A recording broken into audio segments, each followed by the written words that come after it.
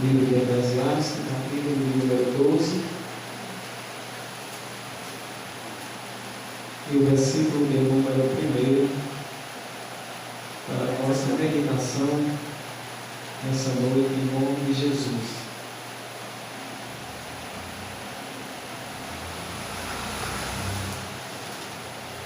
Quantos encontraram, diga amém? Amém.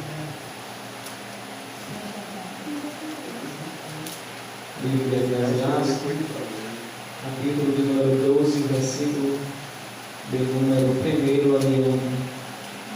E diz assim a palavra de Deus: Lembra-te do teu Criador nos dias da tua mocidade, antes que venham os maus dias e cheguem os anos, os quais venham a dizer: não tenho neles contentamento. E queremos assim orar em nome de Jesus. Com autorização do nosso pastor, vamos assim orar ao Senhor. Justo, eterno e soberano Deus, Pai de toda a criação, nesse momento, meu Senhor, estamos na Sua presença, te agradecendo por essa oportunidade de estar aqui na Tua casa.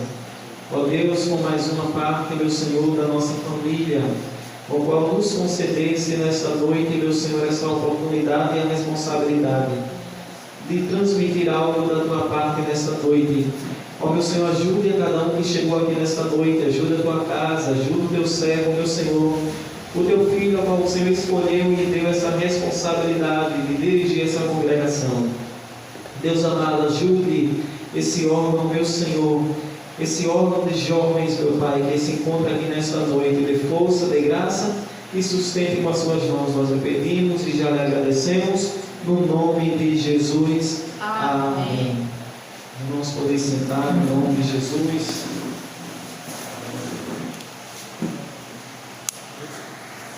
Queremos agradecer a Deus por tudo quanto Ele tem feito nessa noite. Mais um capítulo de número 12 de Eclesiastes. Sabemos que o livro de Eclesiastes é mais um livro, o qual foi escrito por Salomão, da autoria de Salomão. Sabemos que a Bíblia Sagrada ela é composta por 66 livros e divide-se em duas partes em que conhecemos como Novo e Velho Testamento. Sabemos que desses 3 livros em que completam os 66 livros da Bíblia Sagrada, Salomão ele tem partes por ser o autor destes livros. Nós vamos encontrar Salomão ele sendo muito observado e também elogiado em um dos acontecimentos, quando ele ainda era rei. A Bíblia diz em que 2 mulheres tiveram 2 filhos, e durante a noite, uma delas deitando por cima da sua criança, ela veio a falecer. Então essa mesma mulher, ela pegando a criança, colocou ao lado da outra mulher que estava dormindo e tirando a criança viva, colocou ao seu lado. E passando a noite, a Bíblia vai dizer que ao amanhecer, a mãe percebeu que a criança estava morta e conhecedora de que era sua criança que estava morta, ela foi a outra mulher e falou que ela teria trocado a criança, e começou uma grande confusão e não tinha quem desse jeito. Então decidiram, leva para o rei Salomão. O rei não conhecia as mulheres, não tinha como saber qual era a criança.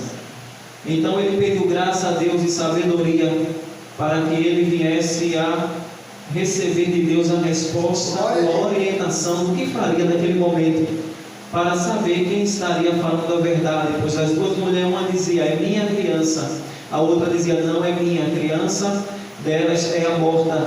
Então a Bíblia diz em que Salomão ele olhou para o soldado e disse, trazei uma espada, porque cortarei a criança no meio, darei uma parte para uma e a outra parte para outra mãe, assim ambas ficarão com a criança. Mas a mãe verdadeira, a Bíblia diz que ela levanta a mão e diz, tenhas misericórdia, não faça isso, meu Senhor, mas dê a criança para ela, mas não tire a vida. Então o rei olha e diz, dê a criança para essa mãe que se manifestou, porque a verdadeira mãe, ela abre mão de tudo, mas não abre mão da sua criança. Então esse fato foi muito notório naquele momento e se destacou muito entre a sabedoria do rei Salomão. Então Salomão ele é tido como o homem mais sábio da Bíblia, por conta desta e de outras situações as quais aconteceram, porém nessa ele se destacou.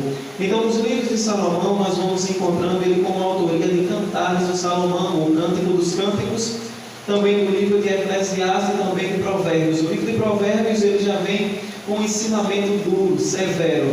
O livro, aleluias, de Eclesiastes, ao qual nós lemos, nós vamos encontrar um Salomão já cansado, um Salomão já avançado em idade.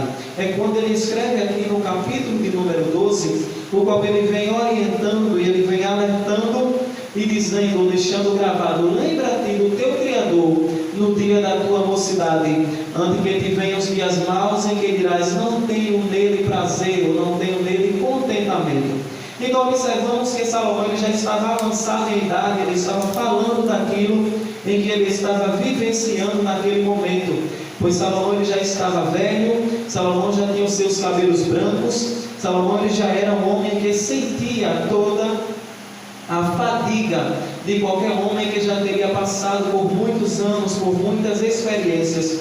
E nesse capítulo 12 do livro de Eclesiastes, ele deixa gravado em que havia a necessidade de repassar para a atualidade de hoje e para todos que virão também depois de nós, que é necessário lembrar do nosso Criador. Só que esse lembrar do nosso Criador no dia da mocidade não é lembrar em que Deus existe, mas é simplesmente lembrar de que além dele existir, existe necessidade de levar uma vida obediente à palavra de Deus e ao próprio Deus, porque o prazer do nosso Deus não é que sejamos apenas mais uma pessoa e que completa a igreja ou a Assembleia de Deus ou a igreja que espera a volta de Cristo, mas a esperança de Deus é que sejamos a pessoa que alguém possa olhar de longe e dizer: ali vai um crente, ali vai uma crente, ali vai um jovem, ali vai uma jovem. Observe que quando nós começamos a lembrar do nosso Criador, nós já começamos a ser vistos de forma diferente,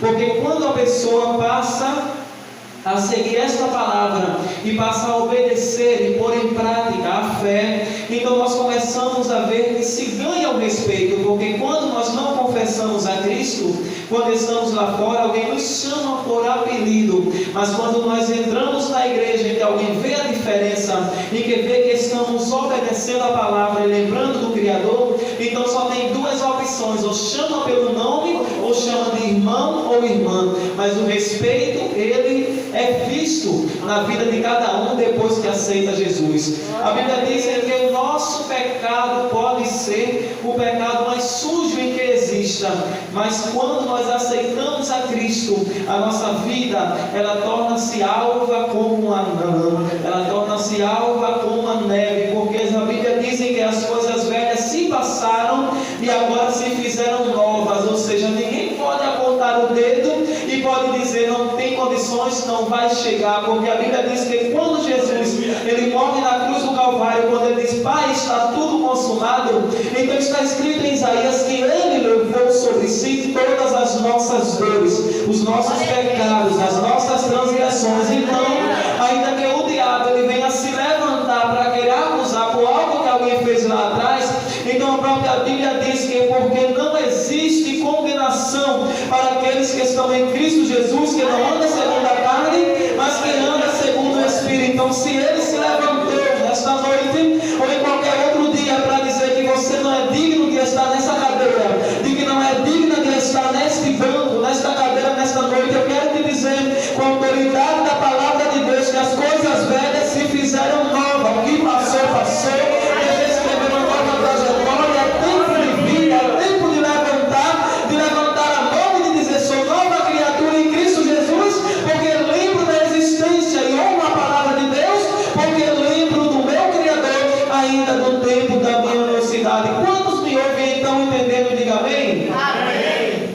Glória ao nome de Jesus. Então, quando Salomão ele vem escrevendo o capítulo de número 12, ele vem agora nos dando a orientação para lembrarmos do nosso Criador. Ou seja, ele fazia questão de deixar bem claro em que não precisaríamos lembrar do nosso Senhor apenas no dia da velhice, no dia da fadiga. E eu escolhi esse texto para falar um pouco com vocês nessa noite, porque como é um culto, um trabalho de jovem, então é algo que se cabe muito bem, porque Deus, quando ele quer se utilizar de alguém, ele não quer esperar que a pessoa passe os passe a idade, chegue a idade, aleluia, avançada para se utilizar, mas ele quer se utilizar ainda moço. Lembra de Davi? Deus, quando chamou Davi ainda moço, pois a Bíblia diz que Golias subia no arraial e começava agora a afrontar o povo de Israel, mas os grandes gigantes com uma altura, aleluia, em que era muito considerável, olhando para o menino para baixo, Deus ele faz acontecer aquilo que não pode acontecer. Ou seja, Davi não precisou de armadura, Davi não precisou de espada, mas precisou apenas de uma pedra, porque já Davi jogou a pedra, mas a direção, a mira foi de Deus. E quando Deus ele começa a colocar a mão nas coisas, tudo que não era passa a ser, porque uma pedra derruba gigante, um pedaço de madeira abre o mar no meio e as pessoas passam a pés enxuto, a fornalha de fogo é jogada, 3 jovens dentro, aí Deus acha pouco e diz: calma, você é o quarto homem, começa a passear também dentro da fornalha, alguém é jogado nas covas dos leões, os leões passam a jejuar, e alguém passa a noite lá, Daniel, e quando é no outro dia está lá intacto, porque o nosso Deus é aquele que faz o que não era ser, que faz o que não podia poder, que pega aquele que não tem nome na hora e diz assim: agora você vai para dentro da minha casa, vai pregar o evangelho, vai dizer que eu sou Deus que cura, que eu sou Deus que batizo, que eu sou Deus que prepara, e que estou entre vós esta noite, eu só a falar em vossos corações. Esse é Deus que estamos falando e que Salomão escrevia aqui no livro de Eclesiastes nesta noite. Glória a Deus.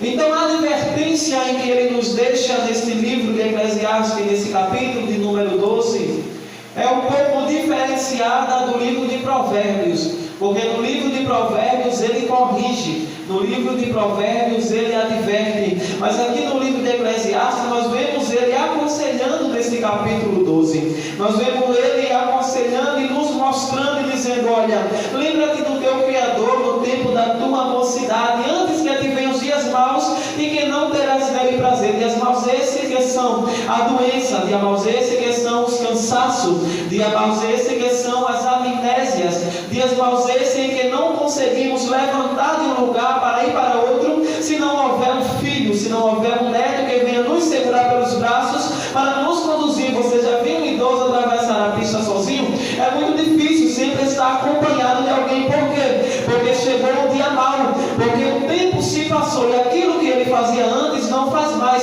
o trabalho que antes exercia não exerce mais. Por quê? Porque chegou o dia mau. Aí quando estamos aqui na mocidade, é aquele tempo de levantarmos as nossas mãos e dizer: olha, Senhor, eu quero ter uma vida diferenciada, eu quero ter uma vida cheia do teu Espírito, eu quero ter uma vida com a sua presença, porque a Bíblia diz que Jesus Cristo, antes de subir, depois de ter ressuscitado, ele disse: eis que eu vou vos preparar lugar, mas voltarei e vos levarei para comigo. Mas antes dele subir, ele também deu autoridade, pois no capítulo 16 de Marcos, ele começa a dizer: ide para todo mundo, pregar o evangelho a toda criatura, quem crer e for batizado será salvo, porém quem não crer será condenado, e esses sinais irão acompanhar o que crê, em meu nome expulsarão demônios, falarão novas línguas, porão a mão sobre os enfermos e eles ficarão curados. Se beber algo mortífero, não me fará dano algum. Sabe por quê?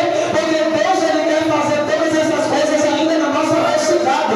Ele não quer ninguém cansado para fazer isso. O cansado ele vai dar conselho, ele apenas continuar fazendo. Ele quer que o começo seja na mocidade, no início de tudo, porque Deus tem coisas para fazer no meio da sua juventude, no tempo em que vivemos.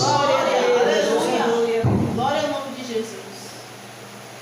Então, como é que nós conseguimos adquirir de Deus? Como é que nós conseguimos receber de Deus todas as dádivas? Quando nós falamos as dádivas, não estamos nos referindo a coisas desta terra, porque aqui o carro novo ele passa, aqui a casa nova também ela passa, aqui o celular bom também ele passa, o relógio vai enferrujar, vai ter um tempo que ele vai quebrar e tem que comprar outro, a roupa se rasga, mas as dádivas ou as bênçãos de Deus, que são bênçãos espirituais, elas não passam enquanto você estiver aqui, ainda depois que o corpo tombar, elas ainda te acompanharão, pois a Bíblia diz que as obras acompanharão ainda depois que o corpo tombar, porque o que vai nos salvar não é a nossa condição financeira, o que vai nos salvar não é aquilo que conquistamos aqui, mas o que vai nos salvar é a obra. Então são dádivas de Deus, são dons espirituais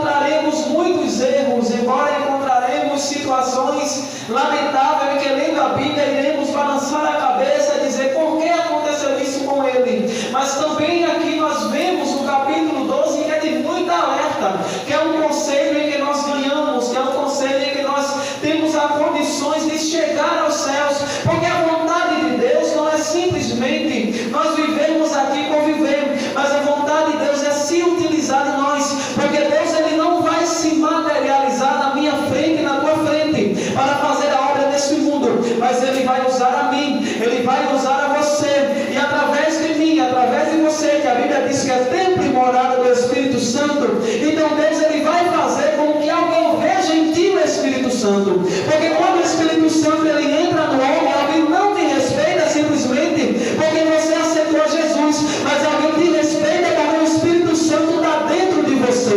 Não pense que todo respeito que alguém te tem é simplesmente só porque você é grande, não, mas é porque quando olha para você, não está vendo que você não está só, mas está vendo um brilho, está vendo que tem alguém contigo, está vendo que o Espírito Santo habita em ti. É por isso que quando você passa, alguém te chama de Senhor. É por isso que quando você passa, alguém te chama de Senhora.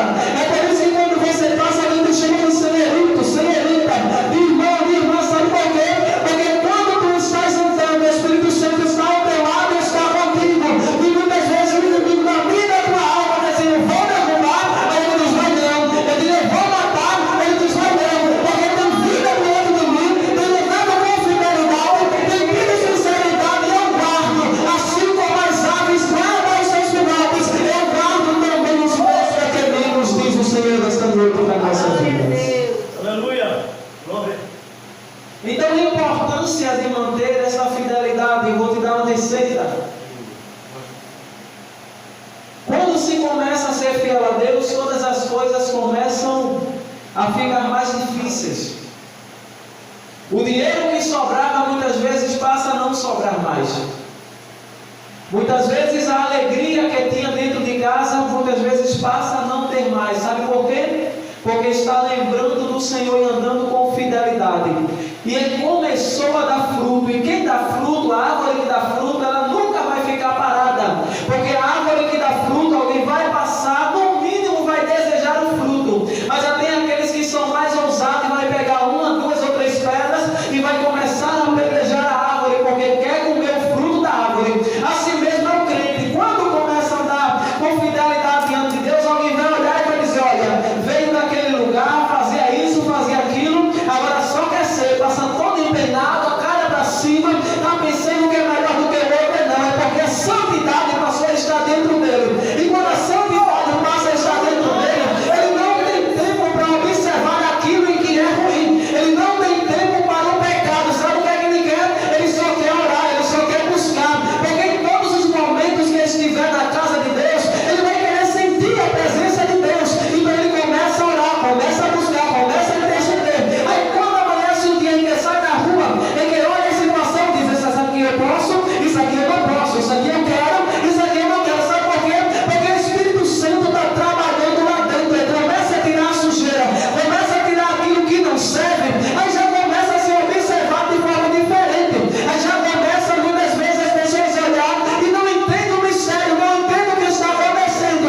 Aí Deus olha dos céus, olha lá do trono e diz: eu estou me agradando desse negócio, porque ele fazia isso, não está fazendo mais, pegava daquele jeito, não está pegando mais. Eu vou começar a usar na terra. Aí começa a usar, começa a balançar, começa a saborejar. Aí quando chega no ponto como esse, até a glória que ele dá é diferente. Se canta muito, o Espírito Santo se apresenta. Se dá uma glória a Jesus, todo mundo começa a dar glória, porque o Espírito Santo se manifesta. Por quê? É porque está lembrando do Criador, está pregando a palavra de Deus, está tendo vida. Aí Deus diz: agora é comigo, agora eu faço, agora eu opero, agora eu trabalho, e ainda precisa de detalhes. E serei que eu sou Deus, serei exaltado em provações, e serei exaltado sobre a terra, diz o Senhor desta noite para nossas vidas. Aleluia. Aleluia. Porque quando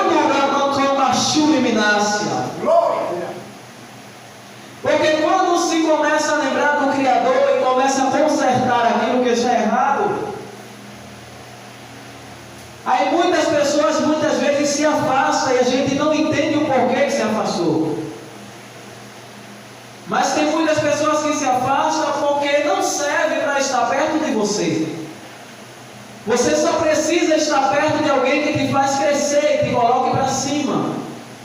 Não precisa estar perto de alguém que coloca para baixo, alguém que chama e quer induzir a fazer aquilo que é errado. Não precisa estar perto de alguém que quer tirar da igreja, porque a Bíblia diz que o céu ele é tomado à força. Mas nesta noite Deus nos trouxe aqui a esse lugar para dizer: se começares a lembrar do teu Criador, da tua mocidade, a tua vida vai ser totalmente diferente. Sabe por quê? Porque embora tenha provações, embora tenha tantas dificuldades, aí quando chegamos a um certo nível, aí Deus não suporta ficar no seu trono somente olhando. Aí Deus se levanta, porque está escrito, Salmo de número 12, verso 5: por causa da opressão dos pobres e do gemido necessitado, eu me levantarei. Agora diz o Senhor Deus, e porei a salvo a todos aqueles que por isso suspiram. Aí Deus se levanta, e o que é que acontece no Senhor? Ele se levanta, ele vai sondar a tua vida, ele vai te olhar dos pés à cabeça, a tua alma, o teu espírito, e vai dizer: dá com fidelidade.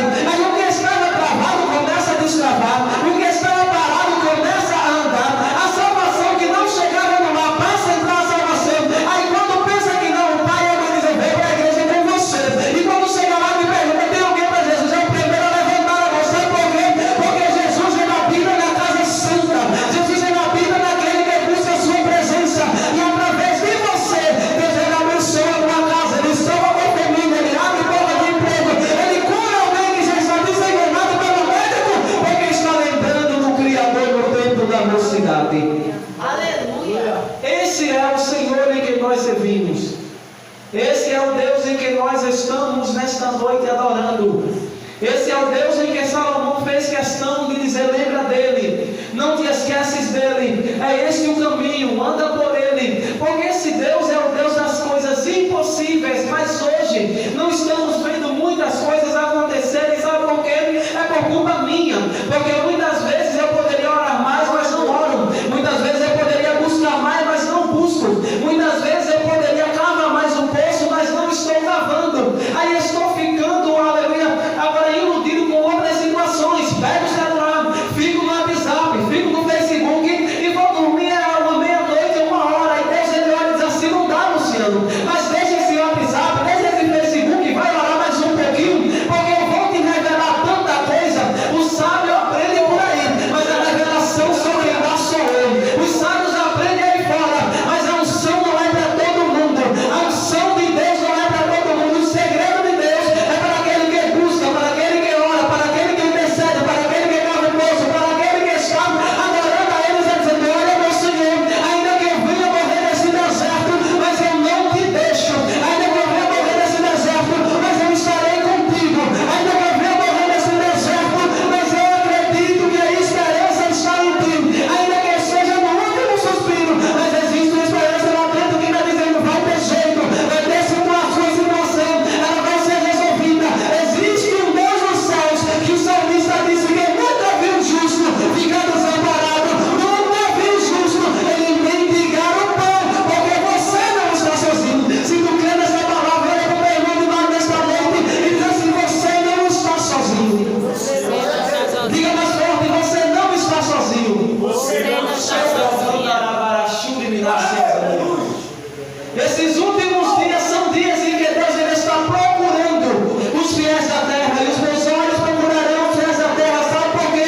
Porque é tempo em que Deus ele vai alertar, porque é tanto prato, é tanto manjares que estão sendo colocados para tirar o povo da igreja, para tirar a juventude da igreja. Mas nesta noite eu decreto que o sangue de Cristo ele tem poder. Nesta noite eu decreto que está sendo quebrada toda obra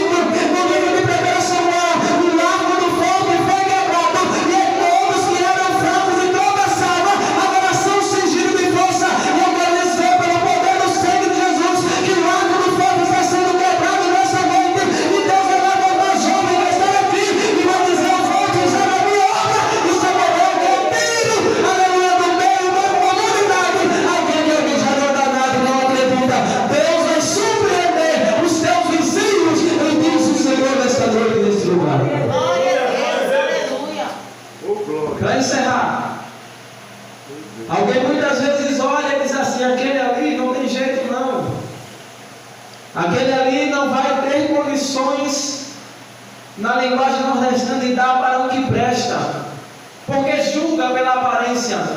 Mas está escrito que o Senhor não vê como vê a aparência, porque quando Deus ele enviou até a casa de Jessé, porque ele queria se prover de um rei, que era Davi, a Bíblia diz que quando Deus ele enviou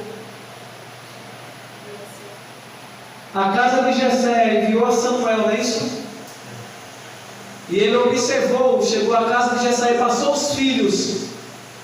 Então a Bíblia diz que ele olhou a Eliabe e pensou: certamente é esse, é alto, tem tamanho, tem postura, é de boa aparência. Mas Deus ele não se importa com a aparência quando ele quer escolher para a obra. Deus ele não se importa se tem olhos azuis. Deus ele não se importa se é bem malhado. Deus ele não se importa de que família é. Mas Deus ele olha e diz assim: olha, não atendes para a aparência, porque eu já o rejeitei, não é esse. Deus não tem negócio com a aparência. Deus ele tem negócio com simplicidade. A Bíblia diz no livro de Isaías que quando Isaías profetizava sobre o Messias que havia de vir, ele dizia: ele não tinha formosura nenhuma para que o desejássemos. Ou seja, Jesus não fez questão de vir bonito, Jesus não fez questão de vir de boa aparência, mas ele veio de forma simples, nasceu numa manjedoura. Mas tem uma coisa: onde Jesus ele colocava a mão, a cura acontecia. Se era paralítico na beira do tanque, poderia ter 38 anos, ficava de pé e ficava curado. Se era cego à beira do caminho, quando ele passava, dizia: o que queres que eu te faça? Senhor, que eu veja, vê tua fé te salvou, e o cego ficava curado. Se chegava na casa de Marta e Maria, fazia 4 dias que Lázaro tinha morrido, e ele grita: Lázaro, vem para fora. O morto sai todo amarrado. Sabe por quê? Porque onde Jesus chega, onde está a morte, ele traz vida. Onde está a doença, ele traz saúde. Onde está o problema, ele traz solução. E onde está a frieza, ele traz avivamento. E diz: estou entre vós esta noite, e eu tenho falar deste lugar. Esse é o Deus em que nós conhecemos. E aqui eu encerro essa mensagem nesta noite. Que o Senhor Deus continue ajudando, que o Senhor Deus continue abençoando a cada um. Queremos agradecer de coração ao nosso pastor, também a nossa dirigente. Que Deus abençoe as vossas vidas. Que Deus ele possa guiar vocês a cada dia, e tudo vai dar certo. Aquilo que o Senhor determinou vai ser concretizado. Não adianta alguém colocar o pé e não adianta alguém colocar a mão, porque quando Deus diz vai crescer, vai crescer. Quando Deus diz vai andar, vai andar. Quando Deus diz assim vai dar fruto, vai dar fruto. Porque às vezes, quando Deus ele fala muitas vezes assim vai dar fruto, aí sempre tem alguém do outro lado e que observa e vê que a planta está crescendo. Aí por inveja, o que é que faz? Tenta sufocar. Às vezes ele passa com uma faquinha, tora ali o galinho. Às vezes ele passa com a faquinha, tora até pelo tronco. Mas a Bíblia diz que ainda há esperança para a árvore que se foi cortada. Sabe por quê? Porque ainda que esteja somente a raiz, mas Deus ele faz aleluia, a água, ela passa naquela raiz e vai dando crescimento. Porque quem dá o crescimento é Deus, porque quem levanta é Deus, e quem fez a promessa é Deus. E se a promessa e que ele te fez, você já está descrente por causa do tempo que se passou, eu quero te dizer uma coisa: nessa noite Deus diz: olha, a minha promessa não tem validade, a minha promessa ela não tem tempo para se estragar, ela não se estraga, mas a minha promessa eu cumpro, porque eu sei fiel para cumprir. Glória a Deus. O que vejo, Jeremias? Eu vejo uma vara de amendoeira. Viste bem, porque o velho é com a minha palavra para cumprir. A palavra de Deus ela não tem contradição. Quando Deus diz vou fazer, mas Luciano, eu não estou aqui lembrando de nenhuma promessa que Deus ele tenha me feito. Calma, se você abrir a Bíblia, você vai ver em que Deus ele faz muitas e muitas promessas. Quando Deus ele começa, quando nós começamos, melhor dizendo, a ler a Bíblia, nós vamos ver que tem muitos versículos e muitos salmos com promessa. Primeiramente, quando Jesus ele subiu aos céus, ele prometeu que iria nos buscar. Quando Jesus ele subiu aos céus, ele disse ao discípulo, que se passa também para nós, que ele iria para o céu, mas não nos deixaria só, mas enviaria um Consolador